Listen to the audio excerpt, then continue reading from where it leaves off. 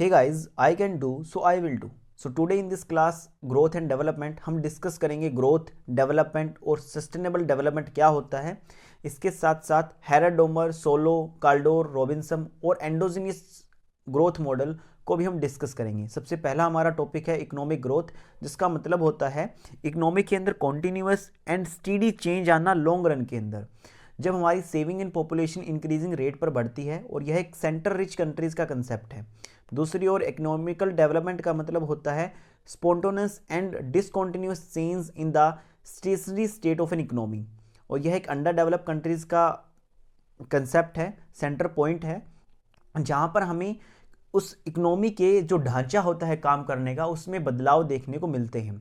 दूसरी ओर जो sustainable development का कंसेप्ट है, 1987 में यूएन के द्वारा और कॉमन फ्यूचर नाम की एक रिपोर्ट आई थी, उसके अंदर लिया गया था, जिसका मानना है कि सस्टेनेबल डेवलपमेंट हम तभी कर सकते हैं जब हम अपने इन्वायरमेंट और नेचुरल रिसोर्सेज को बिना हानि पहुंचाए अपनी प्रेजेंट और फ्यूचर जनरेशंस के लिए ग्रोथ करें। तो that is basic concept of sustainable development. उसके बाद हमारा जो चौथा कंसेप्ट है, जहां से हम अपने मॉडल्स की शुरुआत कर रहे हैं, हैराडोमर ग्रोथ मॉडल्स, जो कि 1939 में आया था, और यह एक डायनेमिक मॉडल है जिसमें उन्होंने केन्स के द्वारा दिए गए इनकम डिटर्मिनेशंस, जो शॉर्ट टर्म का कंसेप्ट है, उसकी आलोचना की। बिकॉज केन्स ने अपने मॉडल के अंदर इन्वेस्टमेंट का केवल डिमांड साइड इफेक्ट ही बताया। इन्होंने इन्वेस्टमेंट के द्वारा जो प्रोडक्टिव कैपेसिटी बढ़ती है इकोनॉमी में, उस इफेक्ट को नहीं बताया, जिसका नाम था सप्लाई साइड इफेक्ट। और हैराडोमर मॉडल ने अपने इस मॉडल के अंदर ग्रोथ को डिफाइन करने के लिए सप्लाई साइड इफेक्ट को ही बेस बनाया है, जिसकी जो अजम्पशंस हैं वो हमें देख सकते हैं, जहां पर सेविंग और investment same period of income का ही पार्ट होता है। इसका मतलब सेविंग और इन्वेस्टमेंट एक दूसरे के बराबर होगी। सेविंग इनकम का एक कॉन्स्टेंट हिस्सा होता है over the period of time, और जिसके कारण हमारी एमपीसी और एपीसी एक दूसरे के बराबर हैं। Income determined by investment by multiplier and investment determined by accelerator. जो इन्वेस्टमेंट है वो एक्सेलरेटर के द्वारा डिटरमाइन किया जाता है। एक्सेलरेटर का मीनिंग होता है दोस्तों कि एक आउटपुट को पैदा करने के लिए हमें कितनी कैपिटल की नीड होती है। That is basically accelerator, capital divide by output in a simple term. उसके अलावा यह जो हमारा मॉडल है वो फुल एम्प्लॉयमेंट ऑफ कैपिटल को लेकर चलता है, कि गिवन कैपिटल के ऊपर जो इकोनॉमी के अंदर जितने भी वर्किंग पॉपुलेशन है उनको रोजगार मिला हुआ है, और डिमांड और सप्लाई में किसी भी प्रकार का लैग नहीं है। एंड जो हमारा फंक्शन है y is a function of capital and labour, जो कि constant return to scale and decreasing return to factor के मॉडल के ऊपर चलता है। इसके अलावा दोस्तों यहाँ पर जो जनरल प्राइस लेवल है और इंटरेस्ट रेट है वो हमेशा फिक्स्ड रहता है।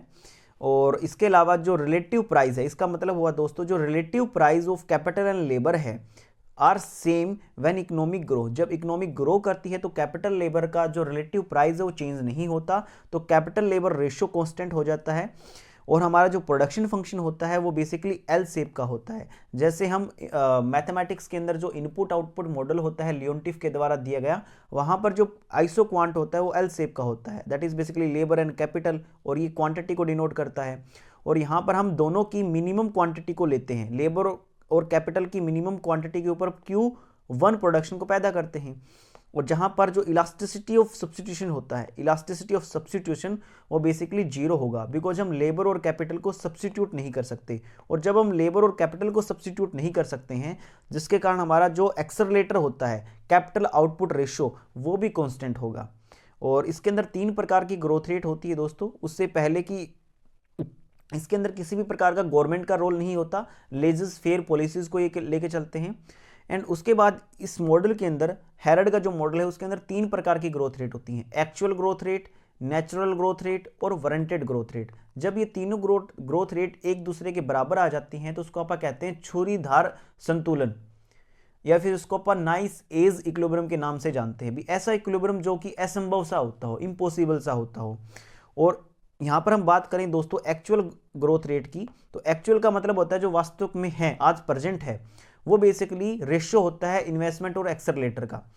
और इन्वेस्टमेंट का मतलब क्या होता है दोस्तों, इन्वेस्टमेंट सेविंग के ही बराबर होता है, और सेविंग इनकम का एक पार्ट होती है। तो सेविंग और इनकम का ratio divide by capital output ratio, accelerator, वो डिफाइन करता है कि इकोनॉमी के अंदर एक्चुअल ग्रोथ रेट कितनी होगी, और जो सेविंग रेट है वो बेसिकली एक्चुअल ग्रोथ रेट को डिफाइन करेगी।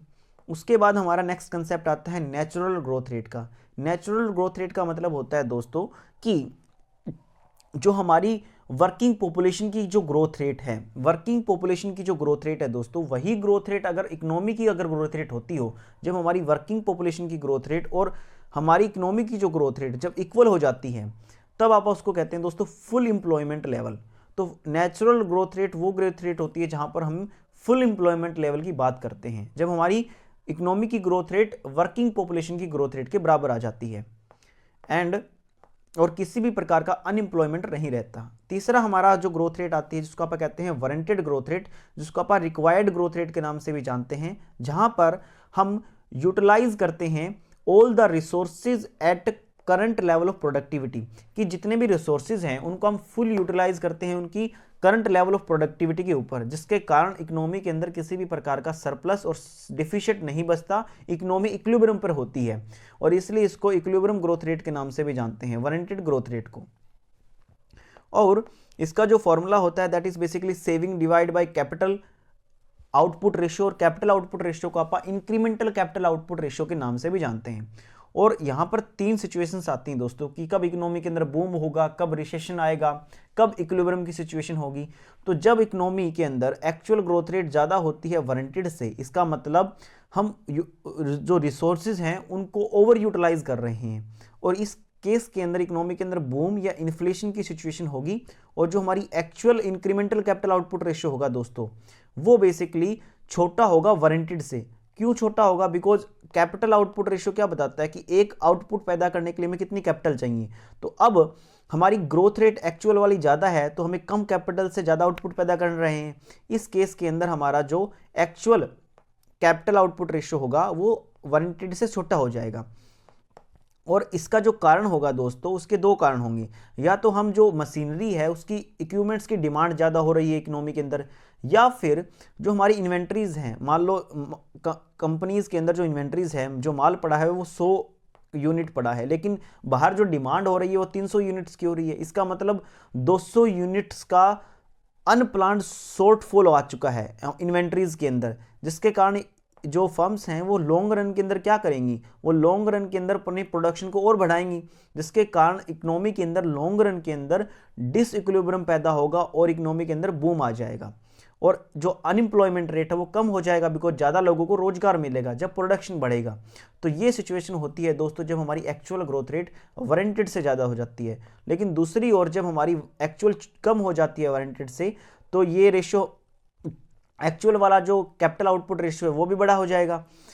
और इसका जो मेन कारण होता है कि low demand of equipments and unplanned excess inventories. अब हमारी जो इन्वेंट्रीज हैं दोस्तों वो एक्सेस हो जाती हैं, जिसके कारण हम फ्यूचर में अब जो प्रोडक्शन है वो कम कर देंगे, प्रोडक्शन कम कर देंगे तो रिसेशन आ जाएगा और अनएम्प्लॉयमेंट रेट बढ़ जाएगा। तो ये एक सिंपल सा कंसेप्ट होता है।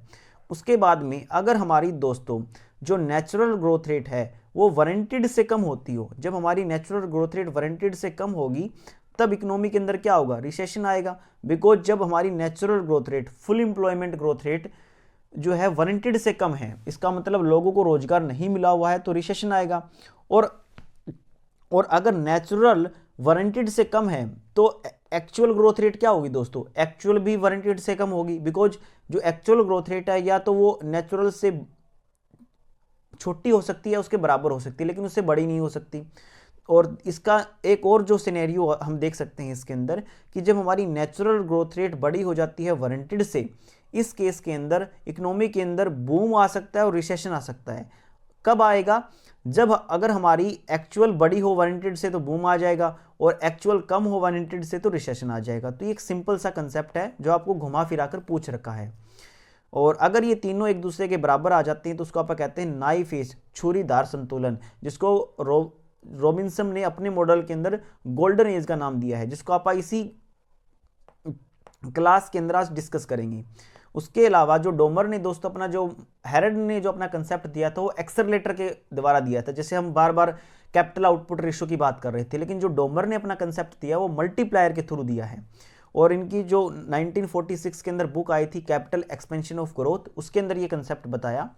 और जहाँ पर केन्स ने अपनी जो शॉर्ट टर्म फिनोमिना था वहाँ पर उन्होंने कहा कि जो एम्प्लॉयमेंट है वो फंक्शन है नेशनल इनकम का, लेकिन डोमर ने कहा कि लॉन्ग रन के अंदर जो एम्प्लॉयमेंट है, एम्प्लॉयमेंट ऑफ लेबर है, वो फंक्शन हो जाता है नेशनल इनकम और productive capacity of a capital, उन दोनों का रेशो हो जाता है दोस्तों बेसिकली, कि रेट ऑफ एम्प्लॉयमेंट डिपेंड करता है actual output divide by productive capacity के ऊपर।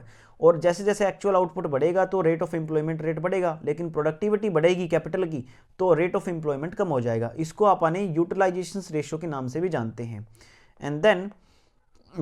एंड प्रोडक्टिव कैपेसिटी का मतलब होता है कैपिटल स्टॉक हमारे पास कितना है at a full employment level.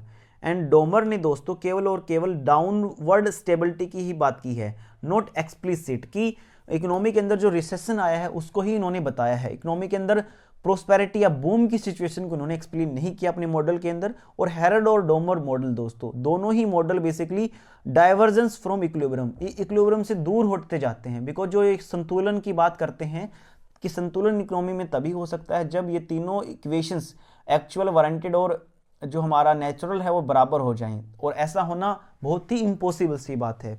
So that's why ये डाइवर्जन फ्रॉम इक्विलिब्रियम है।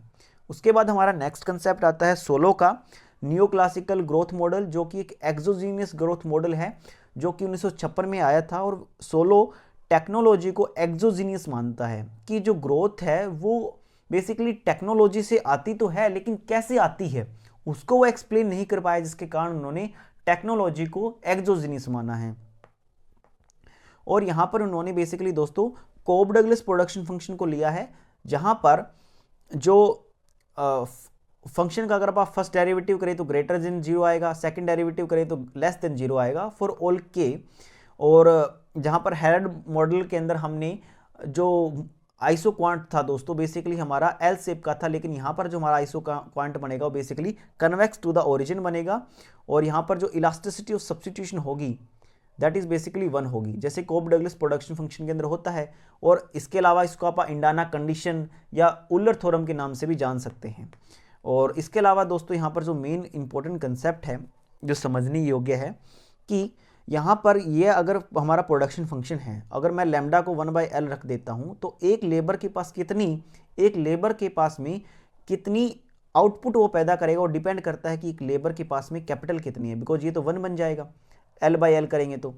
और K/L को मैं K* लिख सकता हूँ। तो इसके लिए दोस्तों आप सबसे पहले जो है इसका जो ग्राफ है सोलो के मॉडल को उसको समझते हैं कि यहाँ पर बेसिकली दिया गया है कैपिटल और लेबर का रेशियो, यहाँ पर दिया गया है एक लेबर के पास कितना आउटपुट पैदा होगा, तो एक लेबर के पास कितनी कैपिटल है उसके बिहाफ पर हम बताएंगे कि एक लेबर कितना आउटपुट पैदा करेगा दोस्तों। तो यह हमारा जो ब्लू लाइन है वो बेसिकली डिनोट करती है हमारा एक लेबर कितना आउटपुट पैदा करेगा। और उसके बाद दोस्तों जो हमारी जो ब्लैक लाइन है, ये जो हमारी ब्लैक लाइन है दोस्तों वो डिनोट करती है हमारे इन्वेस्टमेंट रेट को, जिसको आप आगे समझेंगे।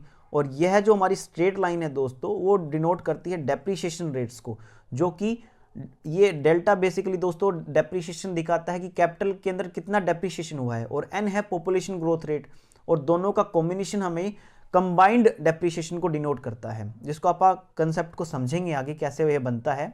और जब हमारा डेप्रीशिएशन रेट इन्वेस्टमेंट रेट के बराबर आ जाता है तो उसको आप स्टेडी स्टेट कैपिटल का नाम देते हैं। ये सारे कंसेप्ट हम समझेंगे दोस्तों, अभी तक का जो कंसेप्ट है वो आपको समझ में आना चाहिए।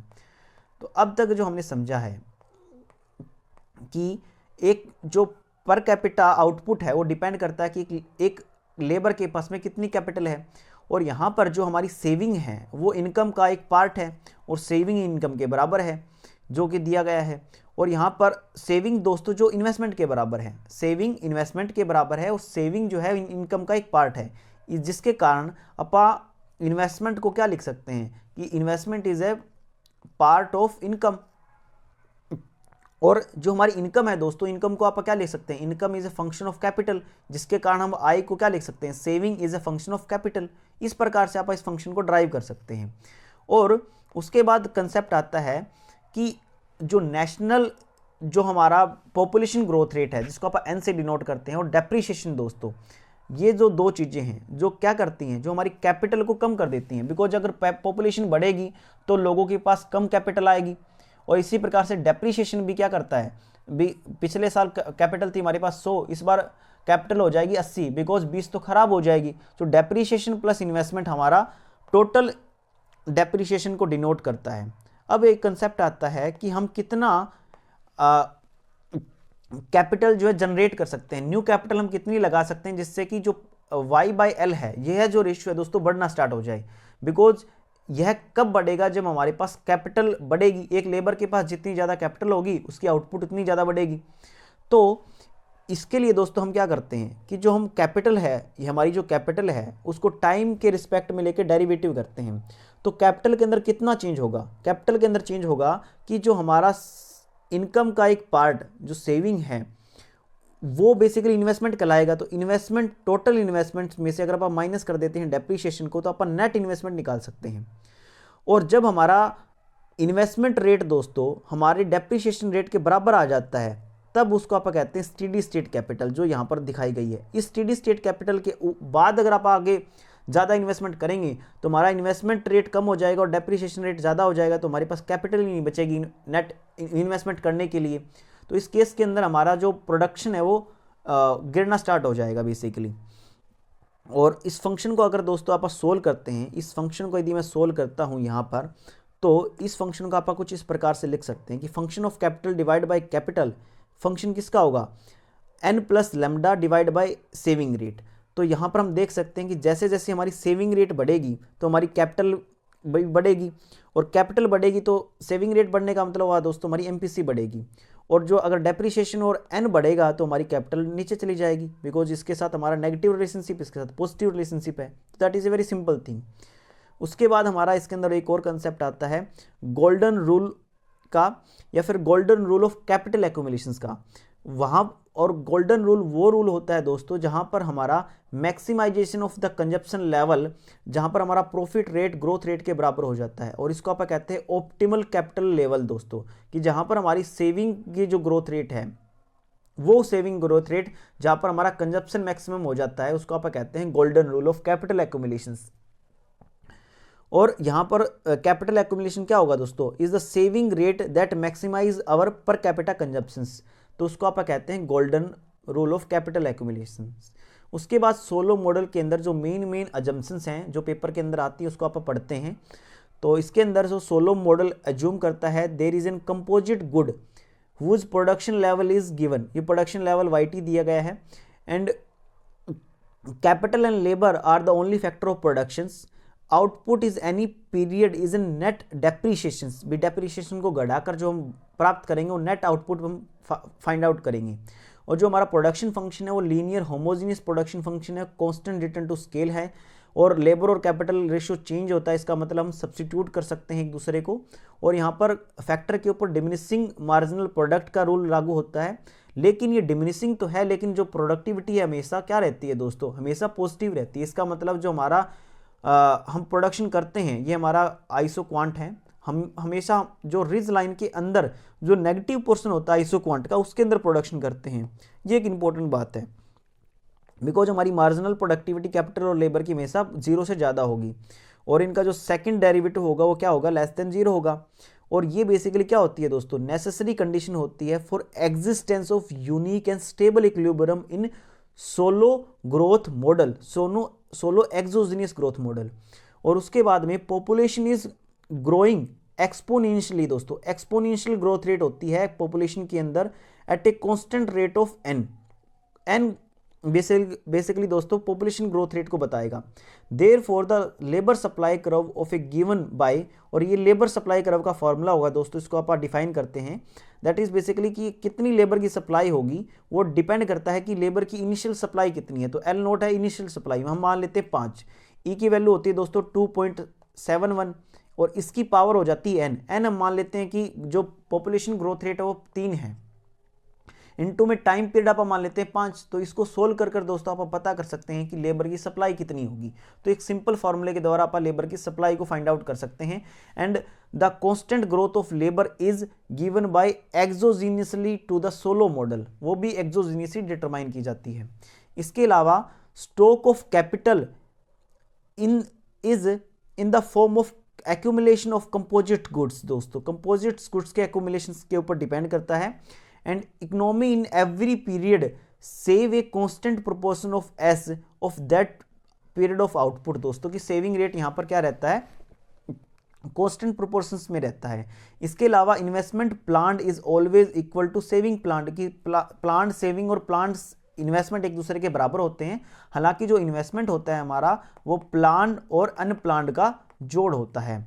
इसके अलावा Solow does away with the short term Keynesian framework according to him neoclassical model based on the analysis growth which is inevitable in the long run phenomena। इस शॉर्ट रन के अंदर केन्स ने जो फ्रेमवर्क प्रोवाइड किया था उसको उन्होंने long run में अडॉप्ट कर लिया। And there is an always full employment रहता है of factor of production and it required smooth clearing goods and labour and capital market की तीनों मार्केट क्लियर होती हैं डिमांड और सप्लाई के फोर्सेस के द्वारा। And there is no adjustment lag in the market in the economy. दोस्तों so ये सभी के सभी सोलो की अजम्पशंस थी।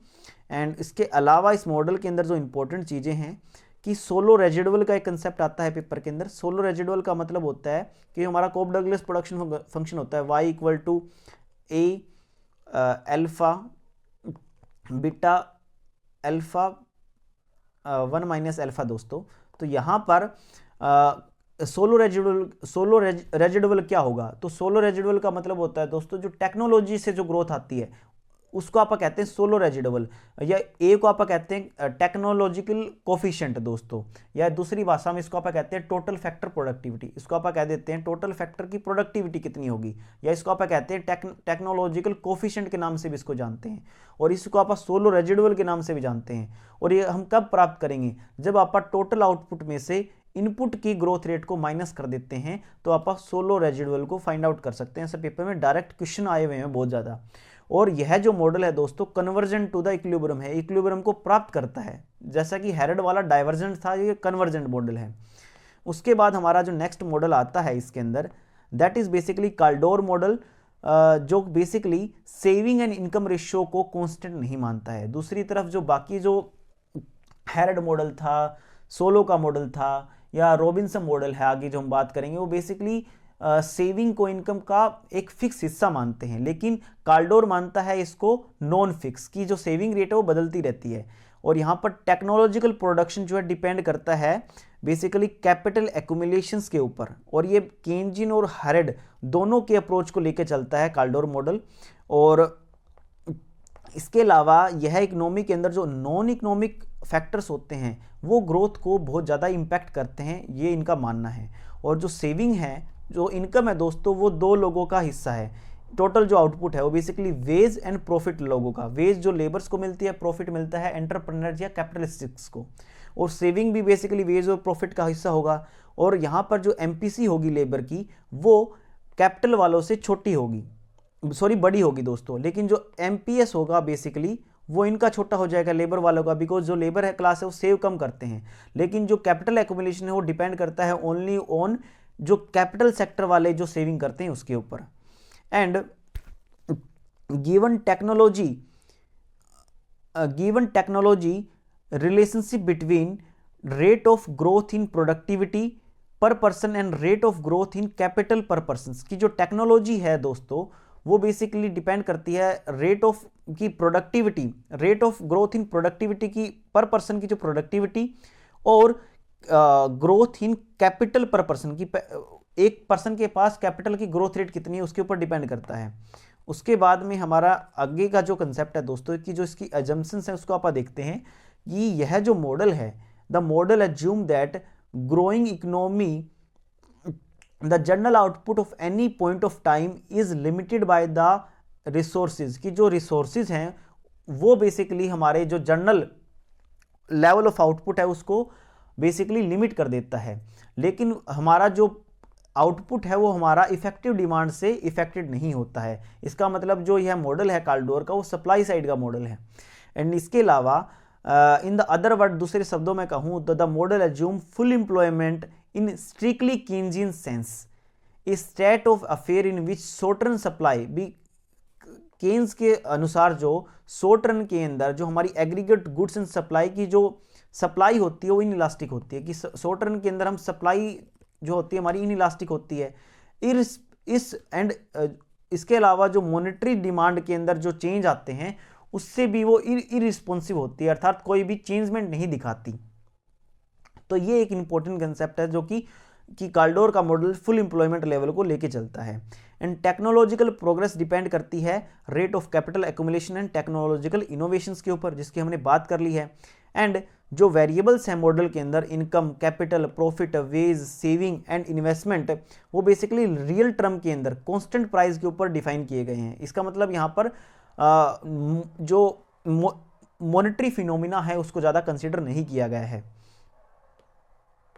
और इसके अलावा दोस्तों कि जो यह मॉडल एज्यूम करता है कि जो investment function which make investment of any period, कि एक पीरियड के अंदर हम कितना इन्वेस्टमेंट करेगा, वो कुछ डिपेंड करता है चेंज इन द आउटपुट के ऊपर, एंड कुछ डिपेंड करता है change in the rate of profit on capital in the previous period. दोस्तों भी जो कैपिटलिस्ट सेक्टर है वही तो इन्वेस्टमेंट करेगा, तो पिछले साल कैपिटल के ऊपर जो प्रॉफिट है वो कितना चेंज हुआ है उसके ऊपर डिपेंड करता है। एंड इसके अलावा यह जो मॉनेटरी पॉलिसी को दोस्तों इसके अंदर पैसिव रोल दिया गया है, भी मॉनेटरी पॉलिसी का ज़्यादा इंपॉर्टेंट रोल है नहीं इसके अंदर, आपको इतना ही ध्यान में रखना है। इसके साथ ही दोस्तों यह जो मॉडल है वो एज्यूम करके चलता है there is a no effect of change in the share of profit and wage, और अगर a change in rate of profit on capital, जो रेट ऑफ प्रॉफिट है कैपिटल के ऊपर वो चेंज होता है, और interest rate on the choice of technique adapt, कि हम किस प्रकार की टेक्निक हम अडप्ट कर रहे हैं। और इसके अलावा अगर यह मॉडल दोस्तों यह एज्यूम कर लेता है कि सेविंग रेट तो कांस्टेंट है, तो जो लाइफ साइकिल हाइपोथेसिस होता है जो कुछ इस प्रकार से हमारा बनता है, दैट इज़ अवर कंजप्शन, और ये हमारा इनकम है, यहाँ पर डिस सेविंग, यहाँ पर सेविंग, यहाँ पर डिस सेविंग, इसका मतलब सेविंग पैटर्न चेंज हो रहा है। तो अगर काल्डोर इस बात को एज्यूम करेगा कि सेविंग कांस्टेंट है, तो जो लाइफ साइकिल है हाइपोथेसिस उस कंसेप्ट को इग्नोर कर देगा, उस इफेक्ट को इग्नोर कर देगा। इसलिए इस बात को बेसिकली उसने इग्नोर नहीं किया, बिकॉज काल्डोर ने तो कहा है कि सेविंग कांस्टेंट नहीं होती, इनकम का कांस्टेंट पार्ट नहीं होती, वो बदलती रहती है टाइम पीरियड के साथ में। इसके अलावा जो काल्डोर ने जो हमारा स्टीडी ग्रोथ है वो किस प्रकार से ऑटोमेटिकली अटेंड हो जाता है, उसके जो पैटर्न है उसको बताने में विफल रहा है। And these are the important things जो पेपर के पॉइंट ऑफ व्यू से इंपॉर्टेंट है। उसके अलावा जो रॉबिन्सन का जो हमारा मॉडल है दोस्तों, जो बेसिकली गोल्डन एज का कंसेप्ट हमें प्रोवाइड करवाता है, और यह जो मॉडल है दोस्तों बेसिकली हैरेड की जो वारंटेड ग्रोथ रेट है और नेचुरल ग्रोथ रेट है उसी के बिहार पर इसको बनाया गया है। और रॉबिन्सन कहता है कि constant return to scale and जो लेबर और कैपिटल है वो बेसिकली सब्स्टिट्यूट कर सकते हैं। इसका मतलब यह बेसिकली जो हमारा प्रोडक्शन फंक्शन होगा या जो आइसोक्वांट बनेगा वो कन्वेक्स टू द ओरिजिन बनेगा, जैसे कि सोलो के मॉडल के अंदर हमने बनाया है। यह full employment level perfect competition के ऊपर चलता है, labour is the prime factor of production, और ये अंडर डेवलप्ड बिग कंट्रीज का ये मॉडल है दोस्तों। और ग्रोथ बेसिकली 3 चीज़ों के ऊपर डिपेंड करती है, प्रॉफिट के ऊपर, वेज के ऊपर और प्रोडक्टिविटी ऑफ लेबर के ऊपर। एंड जो हमारी इनकम है वो वेज और प्रॉफिट का सम होता है, और इन्होंने 2 ग्रोथ रेट दी हैं, डिज़ायर और पॉसिबल। डिज़ायर जो ग्रोथ रेट है दोस्तों वो हैरेड की जो वारंटेड ग्रोथ रेट है वही इसकी डिज़ायर है, और जो हैरेड की जो नेचुरल ग्रोथ रेट है वो उसको इसने पॉसिबल ग्रोथ रेट दिया है, बिकॉज ये फुल एम्प्लॉयमेंट लेवल की बात करता है और वारंटेड वाली फुल यूटिलाइजेशंस ऑफ रिसोर्सेज की बात करता है। और इसके अलावा यह जब हमारा गोल्डन एज तब प्राप्त होती है जब हमारी डिज़ायर और पॉसिबल या वारंटेड और नेचुरल एक दूसरे के बराबर आ जाती हो, और स्टैटिक स्टेट तब होती है जब हमारी जो ग्रोथ एंड प्रॉफिट की जो रेट है दोस्तों वो 0 हो जाती हो, दैट इज़ बेसिकली स्टेटेड, स्थिर अवस्था जिसको हम कह सकते हैं। और जो गोल्डन एज है तब हमें प्राप्त होती है जब हमारी growth rate of labour and growth rate of capital एक दूसरे के बराबर आ जाती हो। So this is the model of Robinson. और ये जितने भी मॉडल अब तक मैंने एक्सप्लेन किए हैं दोस्तों वो सभी मॉडल टेक्नोलॉजी को बेसिकली एक्सोजीनियस ही मान के चलते हैं। एंड उसके बाद हमारा जो नेक्स्ट टॉपिक आता है that is basically endogenous growth model. और पिछले वाले जितने भी मॉडल थे बेसिकली दोस्तों परफेक्ट कंपटीशन को लेके चलते थे, फुल एम्प्लॉयमेंट लेवल को लेके चलते थे, लेकिन जो एंडोजीनियस ग्रोथ मॉडल है जो टेक्नोलॉजी को एंडोजीनियस मानता है वो जब टेक्नोलॉजी दोस्तों एंडोजीनियस होगी तो वहाँ पर इंक्रीजिंग रिटर्न टू स्केल हमें प्राप्त होगा। और जैसे सोलो के मॉडल के अंदर हमें कांस्टेंट रिटर्न टू स्केल प्राप्त हो रहा था और डिक्रीजिंग रिटर्न टू फैक्टर, लेकिन इस मॉडल के अंदर दोस्तों हमें increasing return to scale and increasing return to single factor हमें प्राप्त होगा दोस्तों। तो यह जो मॉडल है बेसिकली एरो, लुकास और रोमर के द्वारा दिए गए हैं, जो कि constant return to factor when use single factor को जब हम लेके चलते हैं, and saving rate constant determined by exogenous. सबसे इंपॉर्टेंट बात दोस्तों कि जो सेविंग रेट है एंडोजीनियस ग्रोथ मॉडल के अंदर एक्सोजीनियसली डिटरमाइन की जाती है और जो कांस्टेंट रहती है। एंड लुकास ने बात की है ह्यूमन कैपिटल के बारे में, एरो ने बात की है लर्निंग बाय डूइंग के बारे में, सीख सीख कर आप अपने आप को बेहतर बना सकते हैं। तो इसको मैंने क्रोनोलॉजी में अगर हम बात करें सभी मॉडल्स की, तो एरो ने जैसे बात की है जो अपना ह्यूमन कैपिटल के ऊपर उन्होंने बात की है, एरो ने लर्निंग बाय डूइंग का कंसेप्ट दिया है। और उसके बाद जो एक्सटेंशन ऑफ एरो है जिसने इन्वेस्टमेंट को बढ़ाने की बात की है। फिर किंग ने बेसिकली लर्निंग बाय वॉचिंग की बात की है कि दूसरों को देख देख कर हम सीख जाएं। रोमर ने बेसिकली बेस्ड ऑन एरो के मॉडल के बिहाफ पर लर्निंग बाय इन्वेस्टमेंट की बात की है। लुकास ने उजाला थ्योरम दिया है जो कि ह्यूमन कैपिटल की बात करता है। तो ये सभी बेसिकली दोस्तों ग्रोथ एंड डेवलपमेंट के 5 इंपॉर्टेंट मॉडल्स थे। आई होप आपको ये मॉडल्स काफ़ी अच्छे तरह से समझ में आ गए होंगे। तो please like and subscribe my channel. जय हिंद, जय भारत। आई can do, you will do दोस्तों।